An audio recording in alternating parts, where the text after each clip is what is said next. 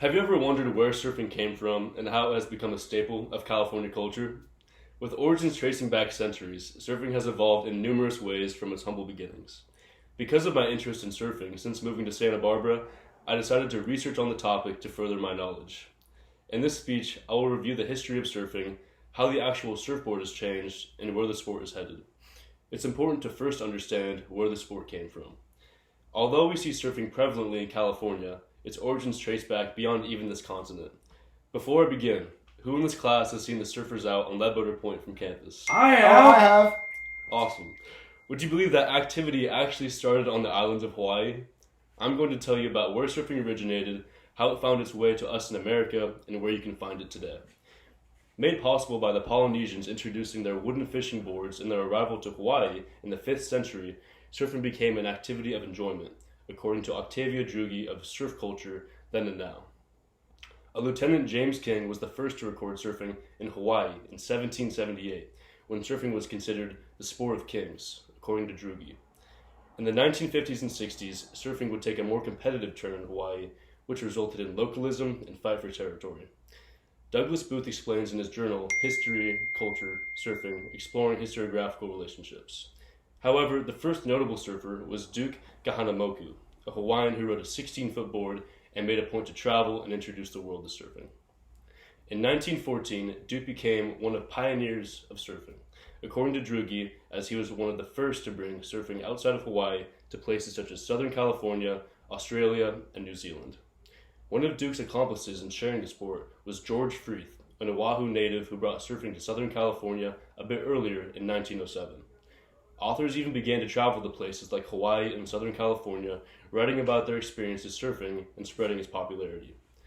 Surfing may have been introduced in the beginning of the 20th century, but it still had some time until its golden age.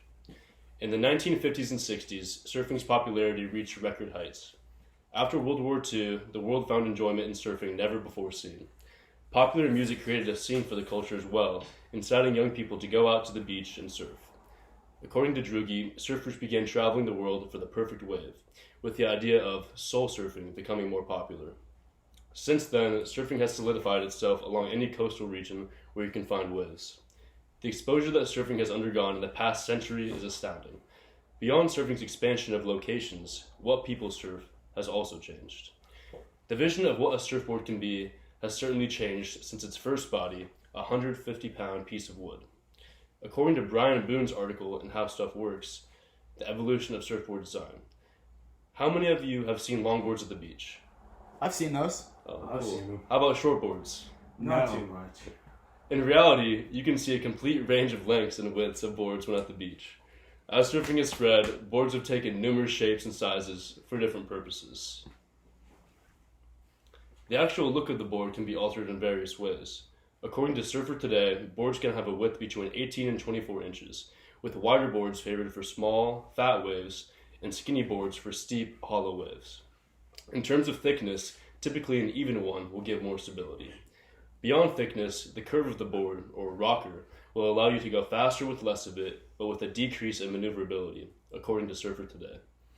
The external fin setup is also important, and varies as a board can have anywhere from 5 fins to being finless. The ability to ride so many different types of boards has changed the possibilities of how to surf. Skinnier, high-performance boards are often used in fast, large waves that require more performance-based features.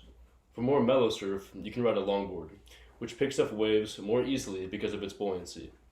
Experienced surfers will have a quiver of boards, from which they can choose what to ride on any given day and its conditions.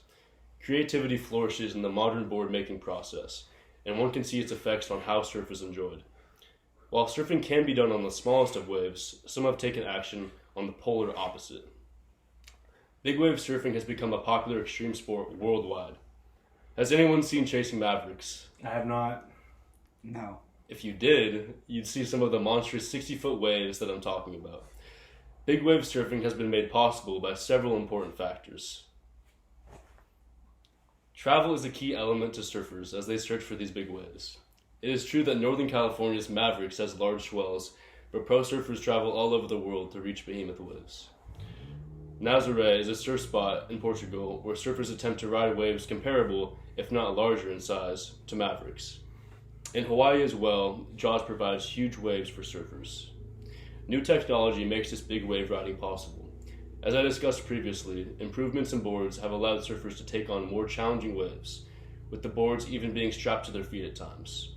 In big wave surfing, jet skis have become common in deep water, big wave breaks to tow surfers into the wave at a fast speed. Sam George of World Surf League explains in his article on big wave surfing.